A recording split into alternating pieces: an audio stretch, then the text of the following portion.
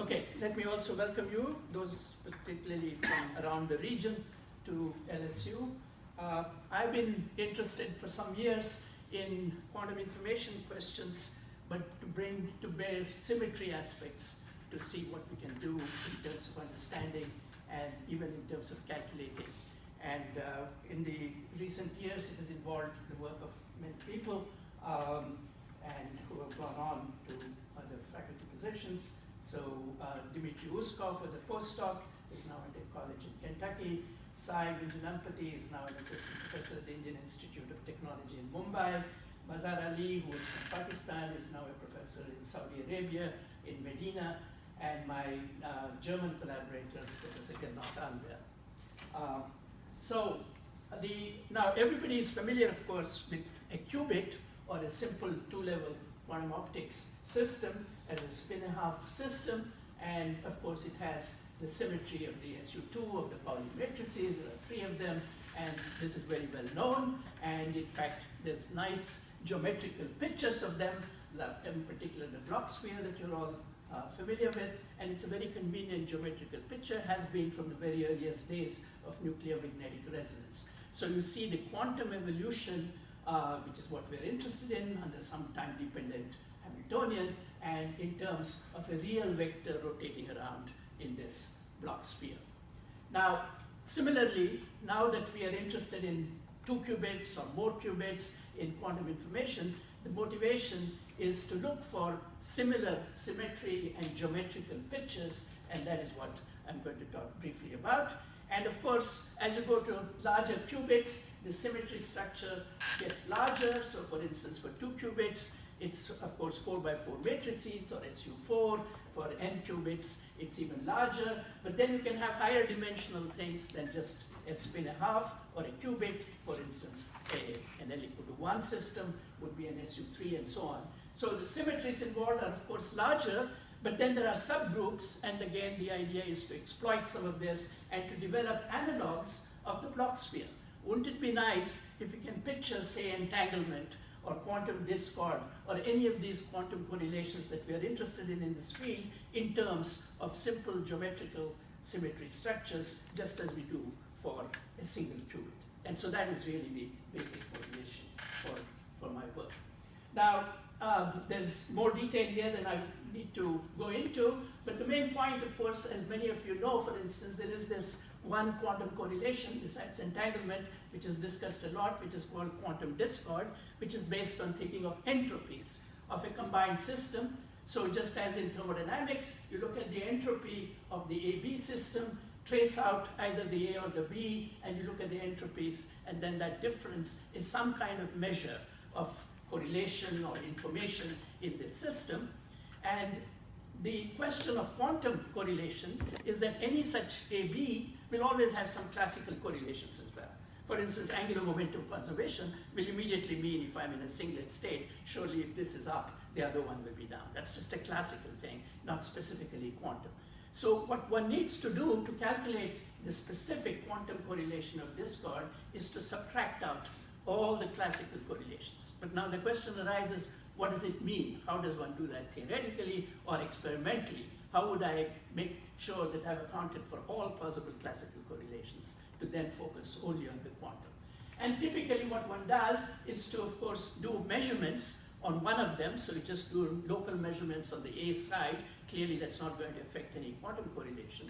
And so you keep the other one as a unit operator, and then you calculate again these entropies and so on. And one way of representing this very nicely is, of course, just to look at the basic unitary evolution in this space. So for instance, if I take a projection, after all, with a spin-a-half, the basic measurement is a Stern-Gerlach. And whether you orient your magnet in one direction or the other, you're measuring an up or a down with respect to that. So if I do a Stern-Gerlach up or down, and then I do all possible orientations, which is the block sphere in that case, and then indeed you can see immediately that if you can give a nice description of that U, then indeed I can account both theoretically and of course experimentally too. You say that you just make different orientations of your Stern-Gerlach. Now, similar things we want to do for a higher spin, and we'll just focus on this which is simply that, of course, the block sphere is an ordinary globe. There is a latitude and a longitude, so there are basically two angles on where you are in the block sphere, and of course the opposite end, the antipode, and so everything will finally be a calculation which depends only on those two parameters, the theta and the phi. So you just orient and change your thetas and phi to get maybe the maximum classical correlation if you're doing an experiment. Similarly, when we do a calculation. Now, the same idea we have tried to expand to higher dimensional SU groups, which describe more qubits. And let me give you a very quick sketch, because again, it's the structures that I want to bring out more than anything else. And so, for instance, I want to solve some kind of time-dependent evolution. So I want this evolution operator U. Now, clearly, in a spin-a-half system, it must involve some kind of exponentials of the three Pauli matrices. The sigma z, which is a diagonal matrix, and the other two, and it turns out to be convenient to take them as the sigma plus and minus, which will always have the structure of having a 0 in one of the off-diagonal positions. And with that, now again, that it turns into another convenience, which I'll skip over right now, but let me then say, how do you think about the block sphere?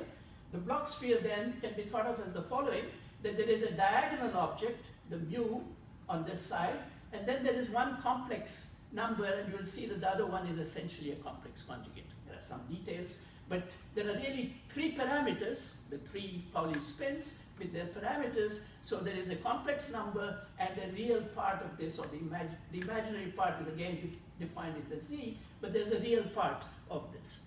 So the full description of the unitary operator for the SU2 is to take this complex number and then just inverse stereographically project it back into this globe.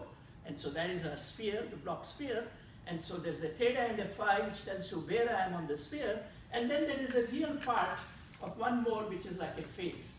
So the real picture that we should have of a spin-a-half in its full unitary description is of a base, which is the block sphere, and at every point on the sphere, there is a phase. So these are the three parameters. Now, I'll just show you very quickly a picture, very similarly that you can get for two spins now. So again, of course, everything has more parameters, more dimensions, but look at the basic idea that again, I have a base, which this time is a force sphere, and then at every point, instead of having just a phase now, I actually have two of these spiked spheres from the previous one. So if you count this number of things here, this doesn't have the full 15, which is the complete symmetry of a 2-qubit system, but it has 10 of them. So 6 are thought of, this is sometimes referred to as a fiber, which sits at each point on the base manifold. It's a real fiber, just a one parameter phase for a single spin, but for two spins, it turns out to be more complicated. But again, the question would be entanglement, quantum discord. Where does it reside, for instance? Where is most of it? So for instance, superposition with a block sphere is where you are on the block sphere. So the two poles are, of course, your base states, and then if you're on the equator, you have a 1/√2 superposition. Exactly similarly, we can develop geometrical pictures of things like entanglement and discord. So that's really been the story. And since I have 2 minutes, let me just give you, again, ignore most of the details there, but just look at this. This is a structure for a single spin. And as I said, there is a z, a complex number there, and basically it's complex conjugate. This complex number is equivalent to the theta and phi of the block sphere. And then there is a diagonal piece, which is one more parameter. Now, we have been able to condense any SUN problem into an exactly similar structure. So if I have an n by n SU problem to deal with, I subdivide it into a smaller 2, n minus n and n block for the Hamiltonian, and of course then there are some rectangular blocks left over. And then I think of the evolution operator as also 3 pieces. And the 3 pieces will be always such that the last one is kept diagonal block structure. So it has reduced your big N problem to a capital N minus little n and a little n problem.